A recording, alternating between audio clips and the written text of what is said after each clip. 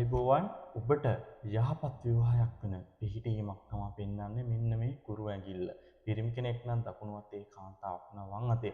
මෙන්න මේ කතරේ තියෙනවා නම් ඇයට ඔහුට යහපත් විවාහයකට යන්න වාග්ය තියෙන වාසනාවන්ත පිහිටීමක්.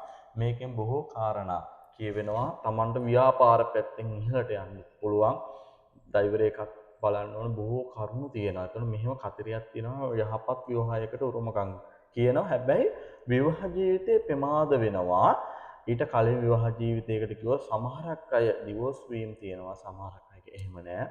හැබැයි මෙහෙම තියෙන පිහිටීමේදී එයාගේ විවාහ ජීවිතේ ප්‍රමාද වෙනවා. හැබැයි යහපත් විවාහයක් ව්‍යාපාර පැත්තටත් හොඳ දියුණුවකට යන්න පුළුවන් පිහිටීමක්. ඒතකොට යහපත් විවාහයක් සඳහා මේ කතරේ තියෙනවා නම් ඔබට මේ හොඳ කෙනෙක් මුණ ගැහුණාද?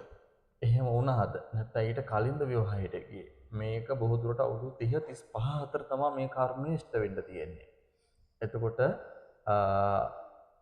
කල්පනා කරන්න. මෙහෙම කතරයක් තියෙනවා. තමට යහපත් විවාහයක් තියෙන හැමදේම පෙර කර්මයෙන් තමන්ගේ ඥාන ශක්තියට, තමන්ගේ නුවණට මිසක් කෙනෙක්ගේ රූප ස්වභාවයට හෝ ඔහුගේ කතා විලාසයෙන් නෙමෙයි ඔහුගේ ක්‍රියාවට මුල් තැන දීලා විවාහ ජීවිතයට ඇතුළත් වෙන්න. මොකද රූපයක් ඔහුගේ කතා විලාසයන් නෙමෙයි ඔහුගේ වැඩ තීරණය වෙන්නේ, ගුණධර්ම තීරණය වෙන්නේ ඔහුගේ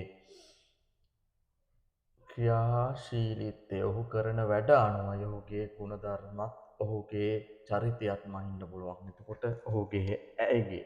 එතකොට මතක තියාගන්න යහපත් විවාහයක පිහිටීමක් පෙර ලකුණු. එතකොට මේ ලකුණු තියෙනවා කියන්නේ යහපත් විවාහයකට උරුමකම් කියන වැලන්ටයින් කතිරේ. අයිබෝවන්